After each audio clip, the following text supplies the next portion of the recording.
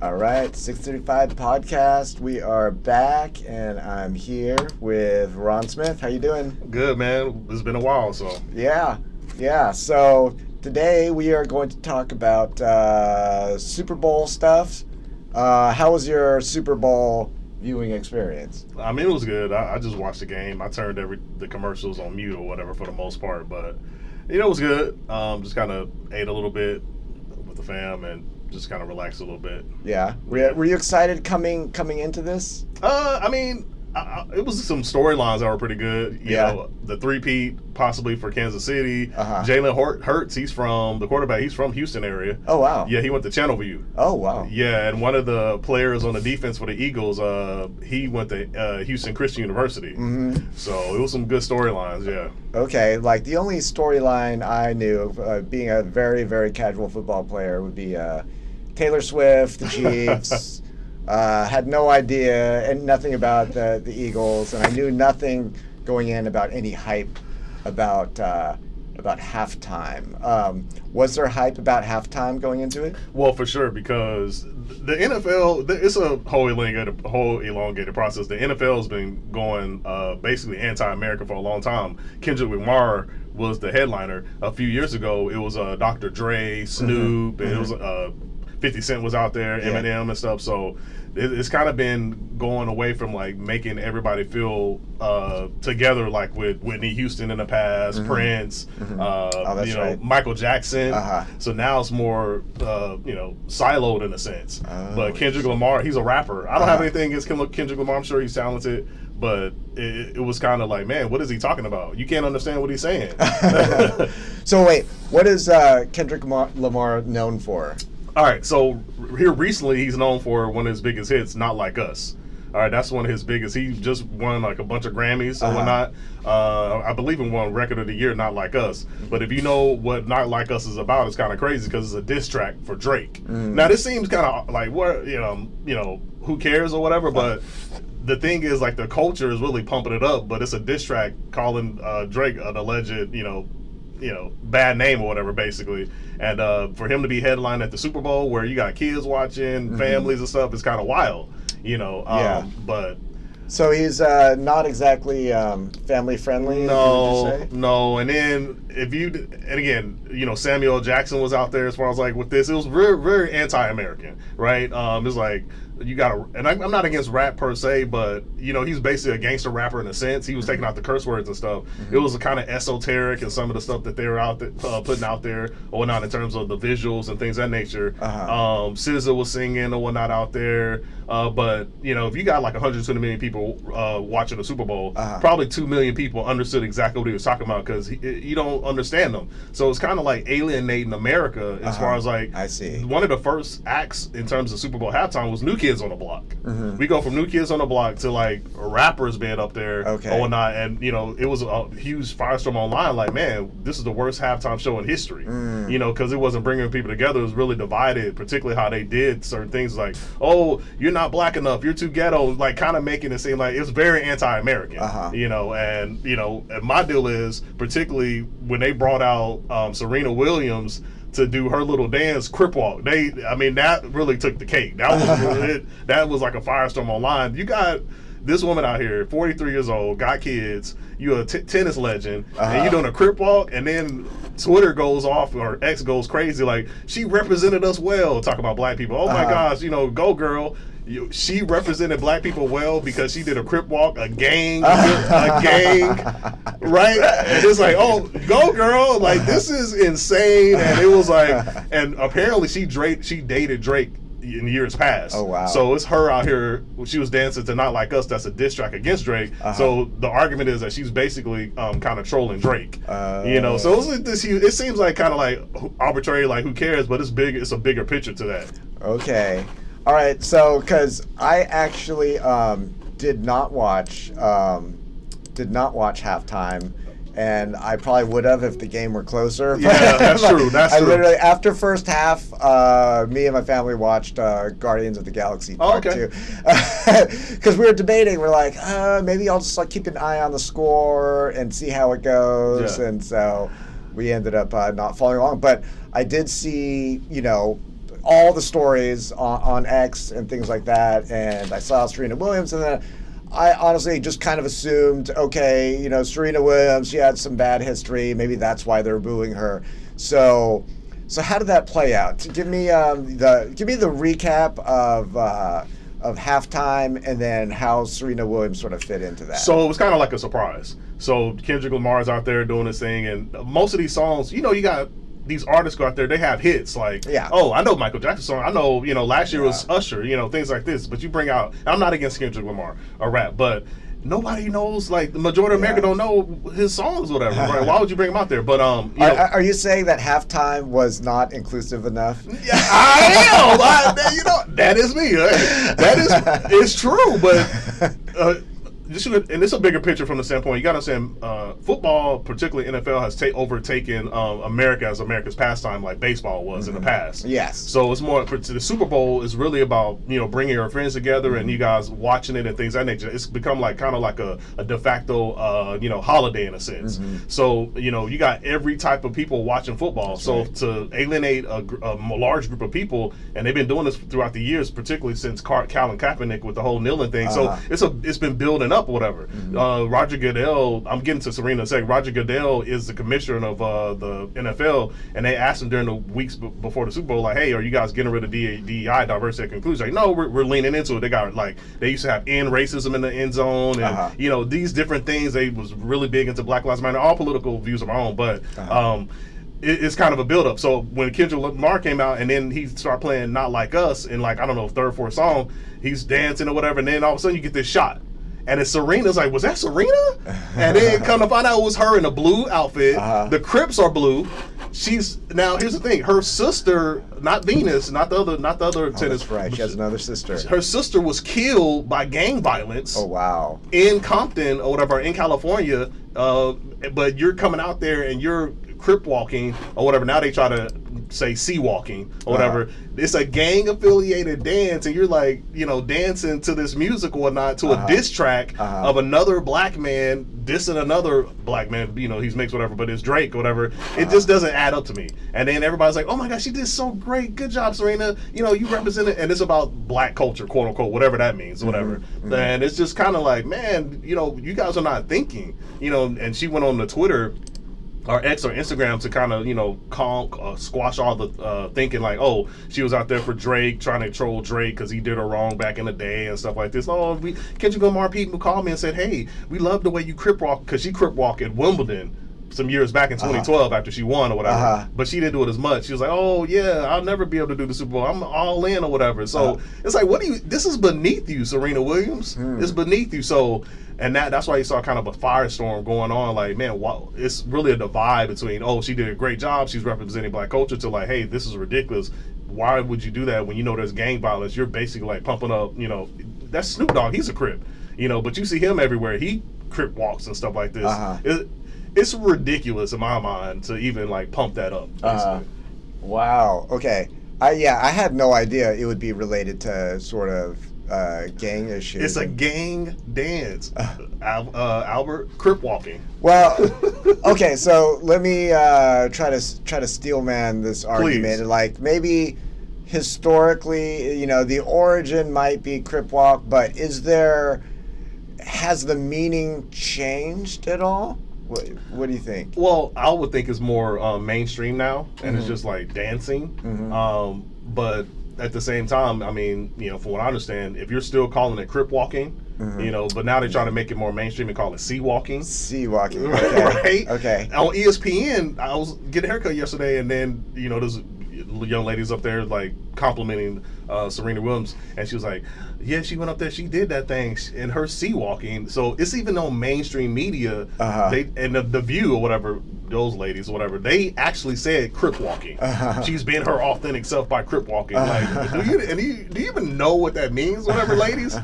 But perhaps it has changed from the standpoint that it's more mainstream now, but in my mind, it doesn't take away the origins of it. And if you know where the origins come from, it's disgraceful that she would even do that. Yeah. And it would be pumped up on, Deion Sanders, Coach Deion Sanders. You had, Stephen A. Smith, pumped up, oh, you go, girl, whatever. It's just please, give me a break, dude. So, okay, so give me, what was the larger reaction? So some people some people were upset. And then who came to defend her? Was this a big debate that went out? I would say it depends. Just like everything else in America, probably half and half. But your general speaking, like the black leaders, Deion Sanders, Stephen A. Smith, he pumped up Kendrick Lamar's performance. The View or whatever, those guys really just kind of like the mainstream proportion of the media kind of pumped her up. I really don't know specifics in terms of individuals. You can just go online and everybody's pumping her up. But in terms of detractors, Jason Whitlock was a huge detractor. He commented on it in 2012 when she did that at Wimbledon, thought it was disrespectful beneath her. Me, of course. Yeah, that's right. but you got others or whatever. But this is Yahoo News or whatever. They're pumping her up or whatever. So really, I would say the mainstream apparatus is really the one that's kind of like pumping her up. And ESPN or whatever, really kind of putting it out there and pumping her up. But in terms of detractors, they're probably going to be the descent is going to be squelched because perhaps the algorithms are going to pump her up. And she's Serena Williams. You can't talk about her because she's black and she's a tennis legend and everything. But it's just ridiculous. Yeah, they're not ready to tear her down yet. Right, exactly. And her husband, he's the co-founder of Reddit. Yeah. He went on Twitter or X and was like, hey, y'all don't understand how she was, criticized in 2012 or whatever. It's bigger than this or whatever. So he was kind of caping up for her. Obviously, it's his wife or whatever. But, I was like, dude, do you understand what's going on? I don't want to say anything about that. But this is what I thought was interesting in the article. It's talking about during Kendrick Lamar's performance, Not Like Us on Sunday, the camera cut the fellow Compton native doing the C-walk on elevated platform, blah, blah, blah. Well, if you look at her history, she was born in Saginaw, Michigan. She was born in Saginaw, Michigan. She moved to Compton when she was 3. She left her dad, moved her and Venus or her sisters to Florida when she was 7 or 10. So it's not like she was like this big time Compton native, but the thought process is like, man, she's from Compton. Oh my gosh, she's been there. Your formative years were in Florida. Yeah. So it's really kind of a psyop, a psychological operation to make it seem like that she's like this whole Compton person. No, she's not ghetto. I mean, you were homeschooled or whatever. I'm sorry, but it's just a lot of misinformation out there to try to make it seem like this. And I'm not against Serena Williams, whatever, but the media is just gonna pump her up and not tell the whole truth or whatnot. She's not like just born in Compton. Oh my gosh, you just like you were there for a little bit. Yeah. So yeah, that's right. I remember watching King Richards. And, I heard that movie was pretty good. Oh no, yeah, it was great. And Venus being the older one, and so she followed. It was actually from the documentary. It's since Venus developed sooner, the idea was they were going to bring Venus over, and then the father insisted, of course, they pay for Serena to go over, who was much younger then. So, So didn't Will Smith win an Oscar for that? That's when he slapped Chris Rock. Was that? Yeah. Now I'm trying to. Was that? Yeah, it? that was it. Okay. It all comes together, right? It's all okay. So and. The halftime show, was it just because a lot of times halftime shows they'll have multiple artists? Was there other musical artists? It was just Kendrick Lamar and SZA. She's a R&B or whatever singer. She also used to date Drake as well. All right, so I guess he's just doing his thing. But she came out there. I don't really think she can sing, but whatever.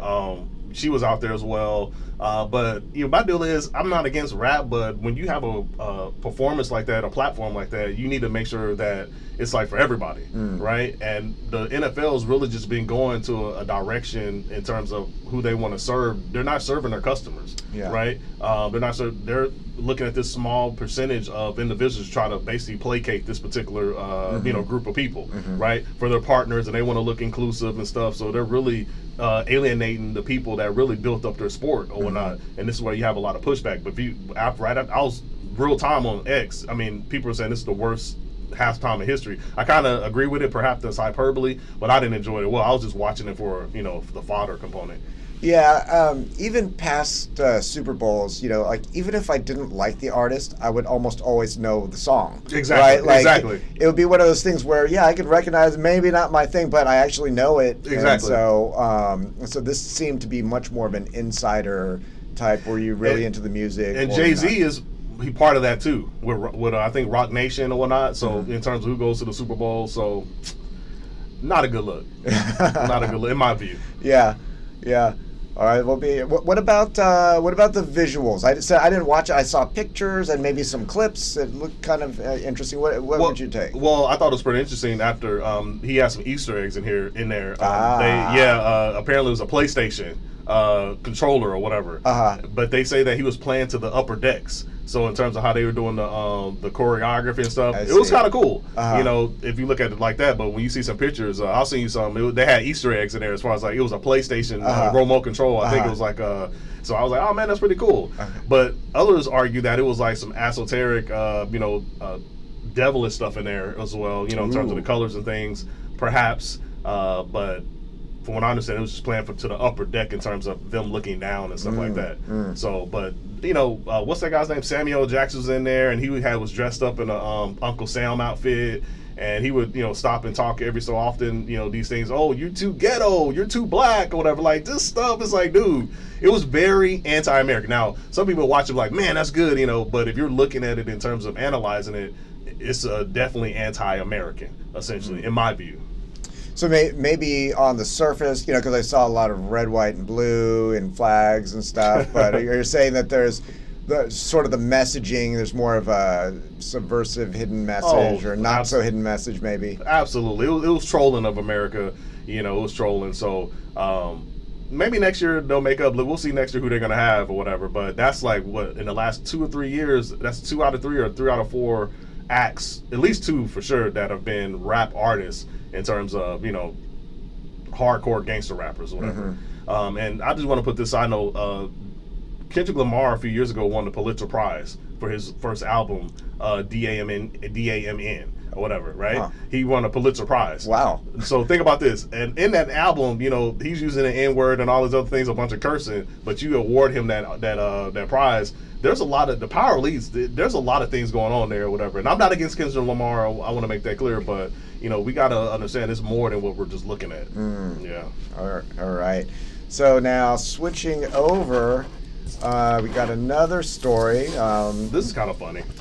Now, what is, all right, so I got AP reporter again barred from Oval Office over Gulf of America. So tell me, what's going on here? So the new Trump administration communication department, Caroline Leavitt, she's, opening up the doors for like alternative media, that Biden banned from going into the press briefing office. So the crux is AP, Associated Press, they had one of the reporters that didn't want to refer to the Gulf of America as, they kept referring to it as the Gulf of Mexico. I see. Right? So Caroline Leavitt apparently said, hey, you can't come in here or whatever until you start being honest, whatever. Now, the AP is very upset because they're like, oh, this is alarming. I can't believe you would do this. We've been around for 180 years, et cetera, et cetera. But Caroline Leavitt, like, man, we're just holding to a high standard. You need to stop telling lies and be honest.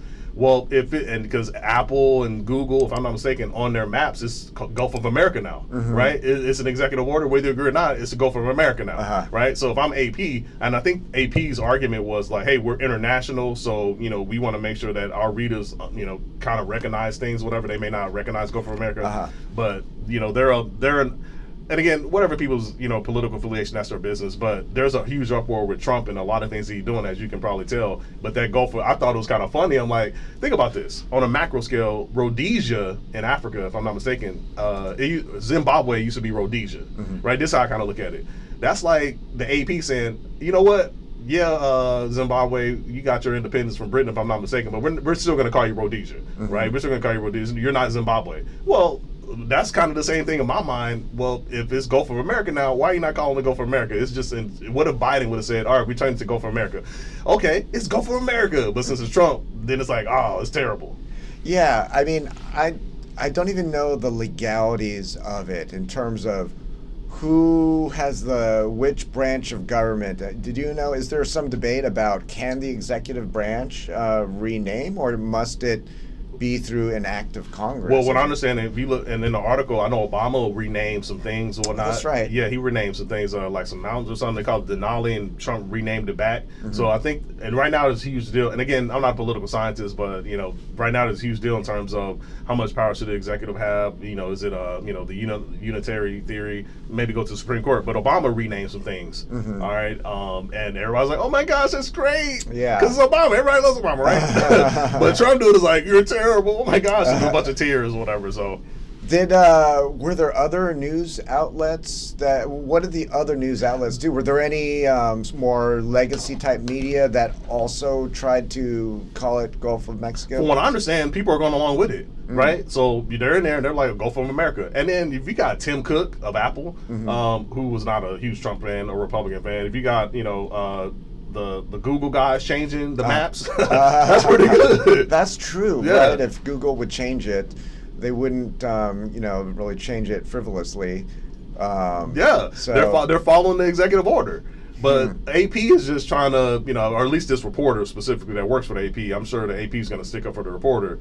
This reporter, I don't know this person's name, whatever. Maybe they mentioned them. They're just essentially trying to, I'm brave, whatever. I'm sticking up to the administration or whatever. That's all that is. Or whatever. It's like, dude, just call it the Gulf of America, you know? But I thought it was funny because, side note, the other day, Trump signed an executive order banning, you can use straws now, plastic straws again. It was funny. I mean, dude, it's like, dude, just use Gulf of America. So I thought it was pretty cool. Personally, I think it's pretty cool that Gulf of America's there, but, How did this whole exchange go down? I mean, what was it? Just a reporter was asking him a question and made a reference to Gulf of Mexico. See, and that's what I don't understand exactly. I know Caroline Levitt. She's the press, whatever that is, the press secretary. I'm not exactly sure how that transpired. But I know that she was barred the next day or whatever, or they were barred the next day. So I'm not exactly sure if the reporter kept saying Gulf of Mexico, and then she was like, hey, it's Gulf of America, and it was like an exchange like that, and then they like, hey, you can't come back. I don't know. But it did transpire where the reporter's like, you know what, I'm going to keep calling Gulf of. So it's kind of a chasm right now as far as like. Yeah. So there's this line here. It says, a day earlier, the Associated Press said its reporter was blocked from covering the Oval Office signing because the AP did not align its editorial standards with Donald Trump's executive order that renamed the body. It sounds like they were writing in their articles about still Gulf of America. And they weren't editing the AP wasn't editing into Gulf of America. Okay. So they kept saying Gulf of Mexico when they were writing their pieces. So I guess the reporter will go on the briefing, and then when they go write their articles, they still say Gulf of America, Gulf of Mexico. So it seems that he was mainly he was banning AP itself rather than specifically whoever was there in the room. Correct. Yeah. Correct. Because, and now, it's more, the press briefing room is more access. You got rumble.com in there. You got, Breitbart's in there. You got a lot of these alternative media, and you got, podcasters in there. You can go in there, right? But, because Biden banned, other alternative media. It was just straight legacy media in there. So you only get one viewpoint. But, agree or disagree, at least now you got a wider array of marketplace of ideas, if you will, in there. So AP, I just think that they're just kind of being petty, in my view. Perhaps Caroline Levitt is being petty as well. If they want to lie and say, hey, Gulf of Mexico, fine. But we all know it's Gulf of America, at least according to Google and Apple and according to the executive order. What's your take on how this administration feels compared to the first time around? What's your take on dude, how compare and contrast, even though we've only had a few weeks in? Dude, it's night and day, right? Night and day. And what you're seeing is Trump, in my view, is more empowered because he feels like that he has a mandate, right? And he's more experienced than he was before the first time. So now he knows, the ins and outs. Look, yesterday, Tulsi Gabbard got, confirmed for DNI. Today, Robert F. Kennedy Jr. got confirmed for HHSS. You got, Cash Patel, he's going to get confirmed for FBI. So what I'm saying is these are big time people that are, would never have thought to be in that situation. So he's learned a lot in terms of who the bad guys are, where the bodies are buried, whether we're talking about the monetary aspect in terms of USAID and all those shenanigans, whether you're talking about, other things that DOGE is finding, Department of Governmental Efficiency. So that's why, right now the liberals and particularly the Democrats, they're doing lawfare 2.0 or whatever to try to stop some of these things. And yesterday a judge came out and said, yes, you can continue the, employee buyouts or whatever, right? So, right now it's a battle. And I told my students, we was talking about politics education today in chapter 10, all it really boils down to is money and power. Right now you see the power elites, they're fighting with one another, and arguably some people will say that Trump is fighting for the small guy or like the working class. Arguably other people say no, but he's fighting for people with a voice, right? So it's just a struggle right now in Washington, D.C. and other places. Money and power, man. That's what it boils down to. I don't even remember who his cabinet was for the first time around, but it seems this time around he went out of his way to really get, depending on your view on them, they're rock stars or they're villains, but they're definitely very high profile people. And I'm actually kind of surprised because they're very strong-willed people, and I always thought, at least first time around, Trump wanting to surround himself with people he could bully around. But this time around, it seems there are people who are just sort of known for being kind of stubborn and having their own viewpoint and almost having like their own following. But he's Musk being the biggest example of somebody who's, he has his own opinions and really nobody tells him what to do. And I almost thought that he would never have somebody like that near him because he would want to keep the limelight and always be in charge. But he definitely seems to be delegating a lot and then just saying, go and do stuff. I think that perspective is probably a misnomer in terms of thinking that he wants to outshine people. I think he wants competent people in there. So that notion that like, he's not getting anybody in there because he just wants yes men. I think that was probably a misnomer in terms of thinking that was the case. Mm-hmm. But now we're seeing the real Trump, going after, dude, audit. I want to. Where's my tax dollars going? I'm cool with that. Do what you got to do. But it's going to be people that against that, which is for whatever reason. But why wouldn't you want to know where your tax dollars are going? Yeah. So right now we're seeing Lawfare 2.0. Pam Bondi's in there and AG. She's killing it or whatever. So this is like real life, like movie type of stuff, but it has to do with real life or whatever. And really the pace. There's just almost too much going on. It's like flood the zone. Any one of these stories could be one of those things they spend a whole month talking about, and it's just all going on. This is like the fastest paced 100 days or the first few months. 3 weeks or whatever. Yeah, it's pretty notable, regardless of where you stand. Lots going on, so.